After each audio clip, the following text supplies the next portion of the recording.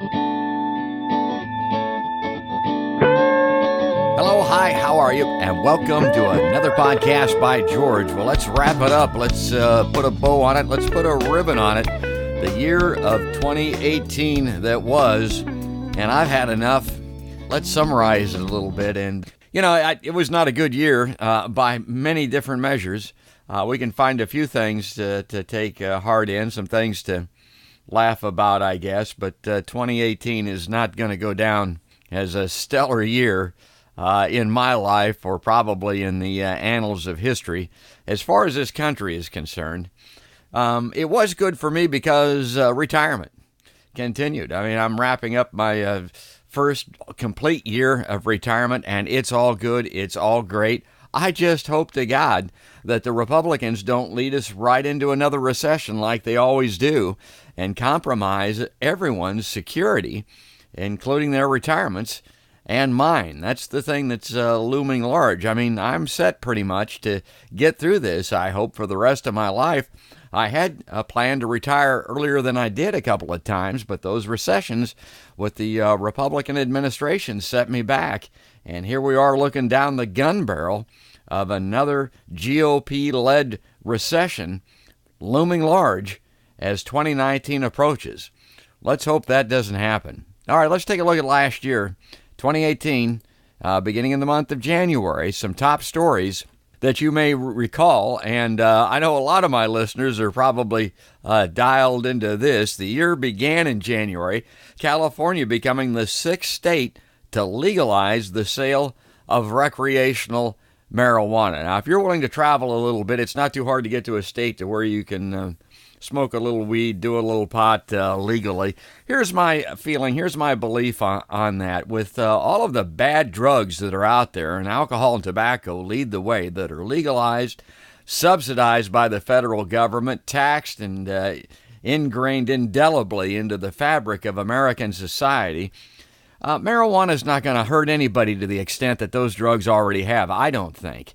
Yeah, it'll make you fat. Yeah, it'll make you lazy, make you a little goofy, and probably shouldn't be doing it when you drive, and they need to get a measure on that, because driving buzzed can be just as dangerous to everybody as driving drunk is. But, you know, I'm often reminded of the harm that coffee can do. Yeah, it's a drug. It's got a stimulant in it, folks. It's called caffeine.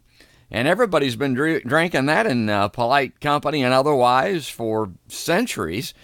And the story that I tell folks is that the Civil War, the one thing that they made sure that the soldiers had was coffee.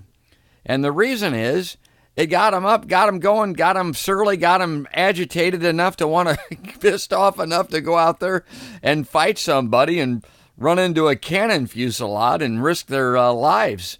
That's what coffee can do to you. Now, if we can have coffee as the staple so that people fight wars, we ought to be able to have marijuana legal, I think, so that people can chill. If they'd been dispensing marijuana to soldiers instead of coffee through the decades and centuries, we probably would have had a hell of a lot less killing. So that was a big story in January of last year, and followed by February, which was the Winter Olympics. God, seems longer ago than that, but that was February of 2018, the Winter Olympics in South Korea. Now, to me, the Winter Olympics, and I love them, and the reason is it's all about hockey. Hate to say, but to me, the other things are demonstration sports. I mean, they look nice. They make for good television. People can feel good about their patriotic, nationalistic pride watching the Olympics. But, man, I love that hockey. The bad news, the men's hockey team, they didn't even medal. Russia won the thing. The good news, the women did. The women won the gold medal in hockey in South Korea in February of 2018. Now, I've got a strange perspective when it comes to sports and when it comes to hockey. I kind of believe that I'd like to take the barriers and the boundaries and the categories down and just look at it this way. I want to watch a sport that is played by the best people available to play it. That's what I like, the skill, the endurance, the struggle, the battle. I want to see the best athletes in the world. I don't care Where they're from, I don't care if they're male and female. It doesn't make any difference. I'd like to see that happen.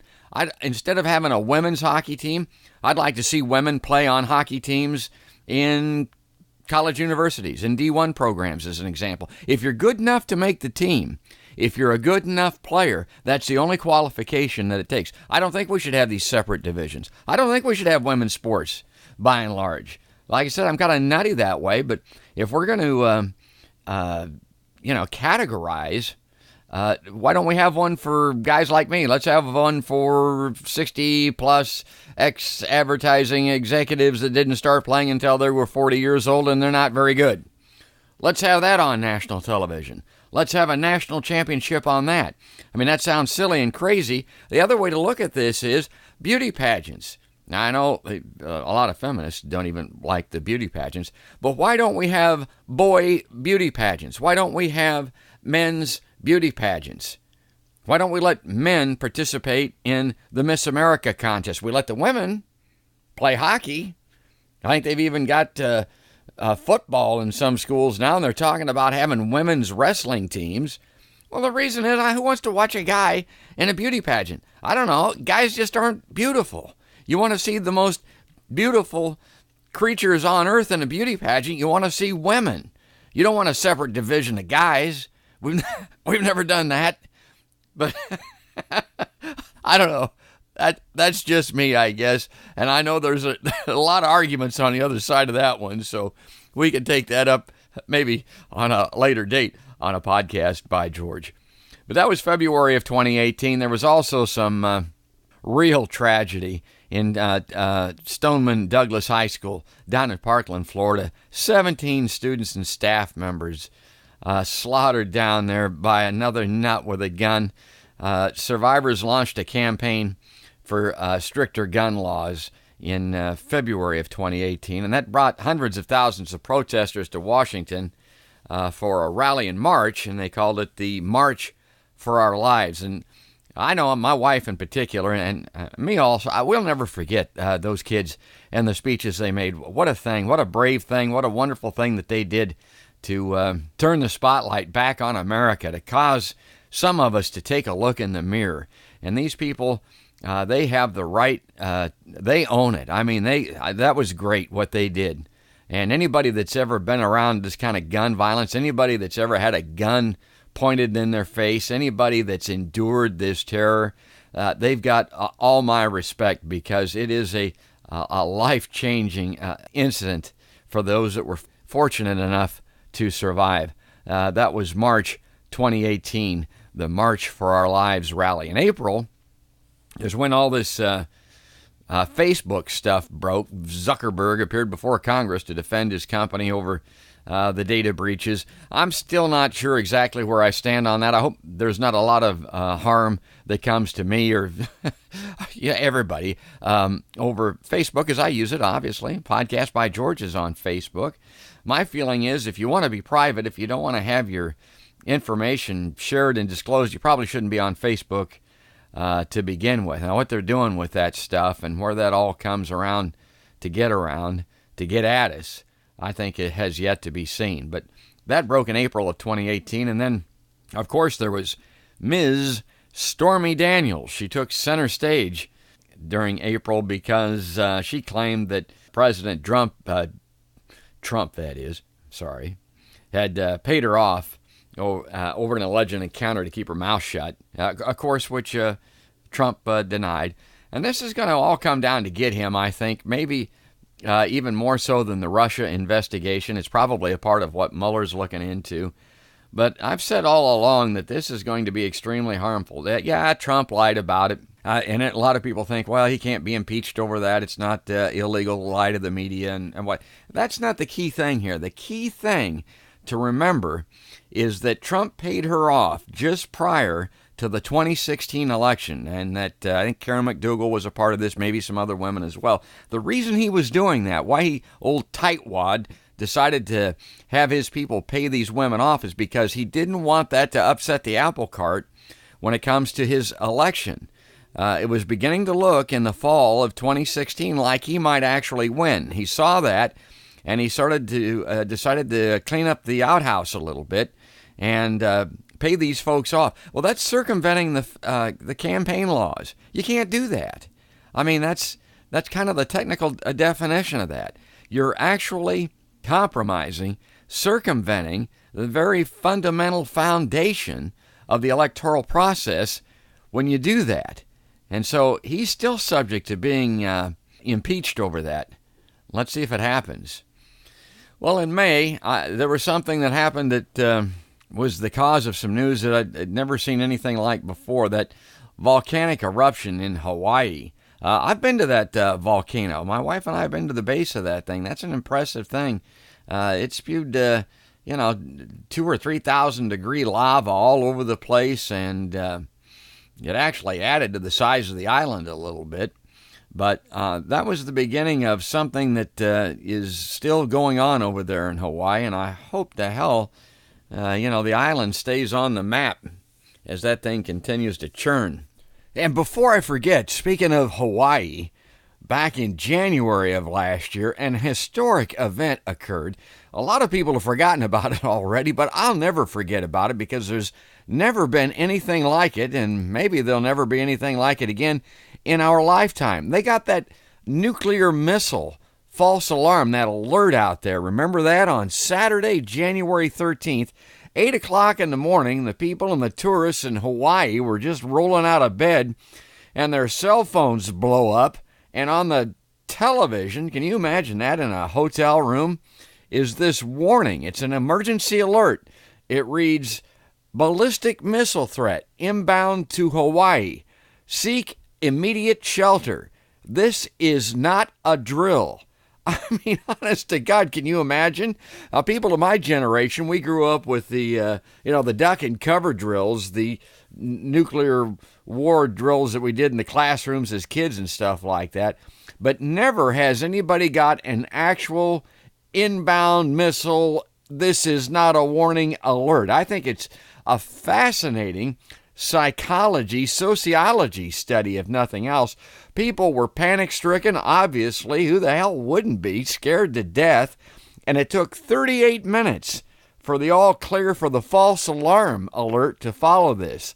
I guess a elected representative out there notified people via Twitter in about 12-15 minutes that it wasn't real, but that was only to their Twitter followers. Everybody else didn't know for sure what was going on. I've done a little bit of research, scrounged around the internet a little bit, and tried to find the actual audio of what that sounded like. And as close as I can find is a 24-second clip that was released by the Hawaii officials, the disaster services folks there. And it sounded like this. Now, it's heavily redacted. It's not all here. But I think this is what it sounded like if you had a cell phone. Exercise, exercise, exercise.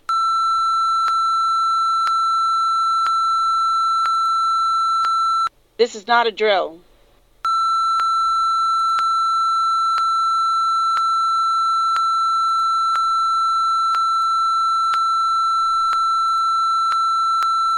Exercise, exercise, exercise. Well, I don't know about you, but that makes the hair stand up on the back of my neck. I think that is the actual voice, the actual recording from, the Hawaii Disaster Services folks there that was heard on the cell phone. Now, you're not hearing all of it. You're just hearing a little bit of it, plus the warning tone, but that's enough to give you the general idea. What was also stated was emergency alert, ballistic missile threat inbound to Hawaii. Seek immediate shelter. This is not a drill. And if you went to your television set and flipped it on, it was a scroll going across the television screen as well. Holy buckets. I mean, would that scare the crap out of you or what?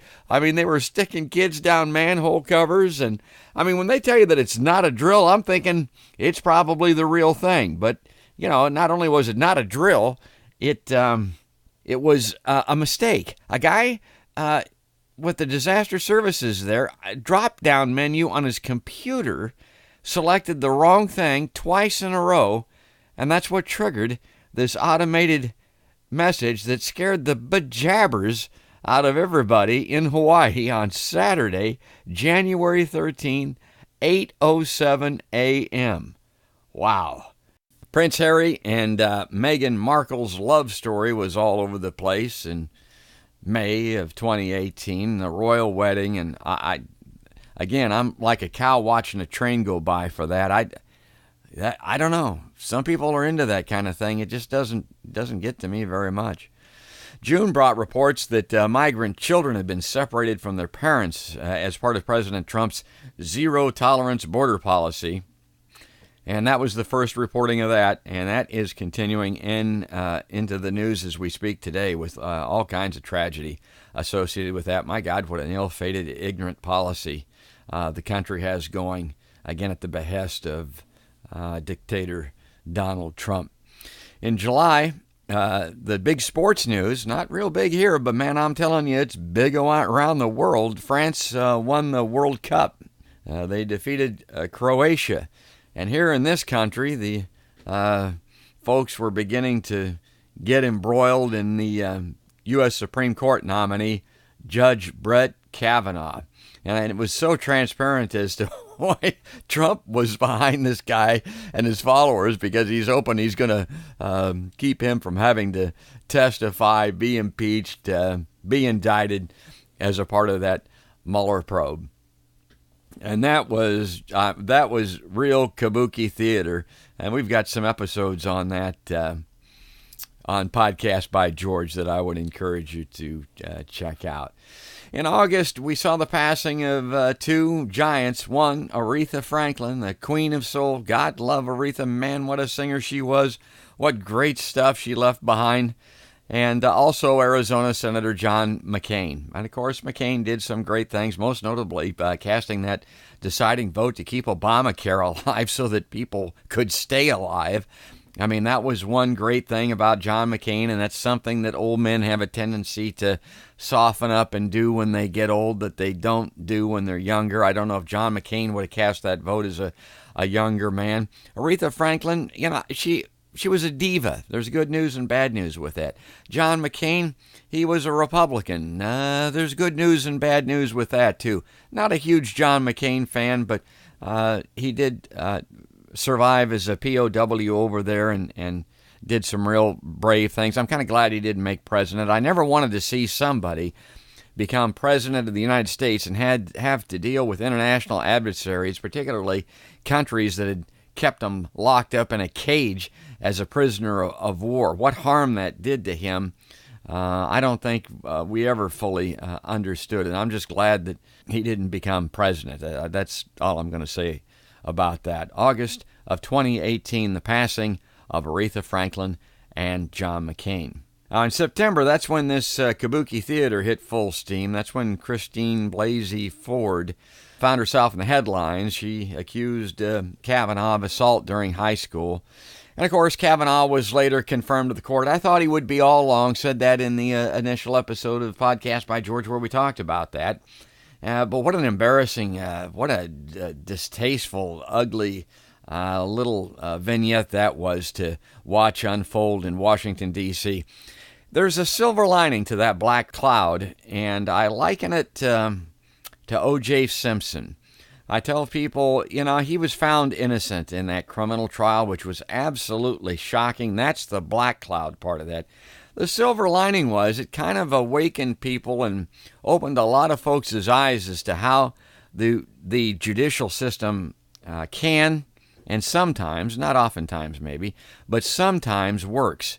And you saw that with O.J. Simpson, and I'll never forget it, and hopefully lots of other folks won't either. While with Kavanaugh and these hearings, it was kind of the same way. Now, when I was coming of age, growing up, and watching the news back in the early days of television and radio and the newspaper coverage, when it came to the Supreme Court, all you ever saw were these folks looking very, ceremonial and very judicial in their black robes and their photographs that they took of them, and you never saw them very much except maybe during the State of the Union, and you thought, boy, those are really smart people on that court. They're really the upper tier. They're really smart. Well, the Kabuki Theater drew the curtain open on all of that stuff with Kavanaugh. God, what, really? This guy's on the U.S. Supreme Court.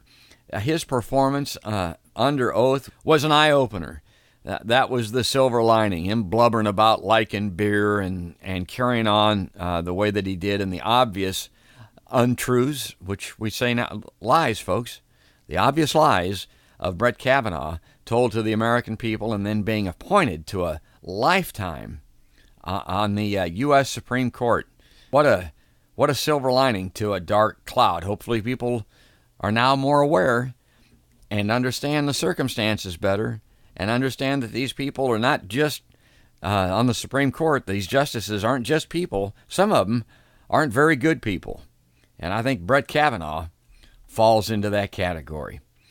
In October of 2018, remember Hurricane Michael made landfall down there in Florida. And more gun violence, 11 dead after a gunman opened fire at a synagogue in Pittsburgh. And then, of course, the murder of Jamal Khashoggi. That guy that worked for the Washington Post, was a resident of the United States, an employee of an American newspaper, and how the President of the United States responded to a journalist being lured into an embassy and killed and chopped up, for God's sake. And the President of the United States came out and said, well, yeah, he wasn't sure that that's exactly what happened, but even if it did, there's a lot of bad in the world. There's a lot of ugliness, and we just got to learn to live with it, because after all, the people that did it, Saudi Arabia, they, by the way, they did 9/11 too, if you weren't following that, but Saudi Arabia was behind the massacre of 9/11, behind the killing of this American journalist, and we get a lot of oil out of Saudi Arabia. That's one thing the president wanted to make sure we understood, that we have a lot of important business, a lot of money transferred between the two countries. And that Saudi Arabia thing, avoid the question, it begs to be answered. I don't know. 9/11, all flights were canceled. The only flight that went out of the United States was some of the royal family of Saudi Arabia. They flew those people out of this country to safety at the direction of George Bush. That still bears some explanation, because, of course, it was the Saudis. Those were the guys that flew the planes into the Twin Towers. We're not going to get into all of that now, but that was all during the month of October 2018. And then November, not that long ago, the election, of course. The thing that I'm taking away from that, I saw an interview with Michael Moore, which I thought was one of the more insightful, important statements regarding, for the House of Representatives in particular, what Michael Moore says. And this guy, you got to pay attention to him. I know the right hates him, and he makes movies, and he's got a point of view, obviously, but it seems to me like he's always right. He was the guy that, if you'll recall, predicted that Donald Trump would gain election. He was right about that. Everybody else was wrong, right up until election night. That Silvers guy that's never been wrong before, the statistical genius, he was wrong. All the talking heads all wrong. Who was right? Michael Moore. And what he says about the 2018 election is that the newly elected Democratic members of Congress, particularly on the House side, what they have to do is to get something done. They need to hold strong. They need to hold the feet to the fire, not only for the Republicans, but the Democratic majority, the rank and file, the people that have been there for years. What they need to not do is fall into the same trap of becoming just another Democrat, just another Democratic politician. They weren't elected to do that. And it's really important that they stand up and be counted, because if they do, then the Democrats and these people that don't normally vote, that did vote for them in 2018, will return to the polls, and maybe more will return on top of that in 2020, and then you'll get your blue tidal wave that we've been looking for. The blue wave could happen in 2020 if they do that. If they don't, if they just become part of the machinery and fall in line and do what the power brokers want to have done, guess what? The people that voted for them in 2018, they won't show up in 2020. And new people, seeing nothing changing, certainly won't show up. And you could see just a continuation of more of the same in 2020. Now, what also happened during the month of November out on the West Coast, wildfires left 88 dead in that massive campfire. And there was another mass shooting. That's just, it's almost redundant. God, these nuts with guns. Why we can't do something about that? Still another mass shooting. That was at that bar out there in Thousand Oaks, California. But all of those terrible wildfires out there in California, the President of the United States goes out there, denies climate change, and tells them that they need to rake up the leaves or some nutcake thing like that. You saw that, right? You heard that. You read that. That was November of 2018.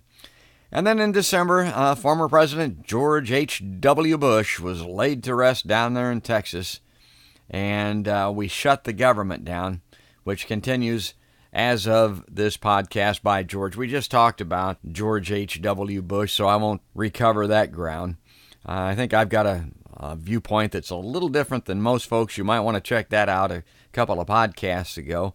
And then the shutdown of the federal government. There are people that believe that Trump owns this and that the party that owns government shutdowns suffers from it.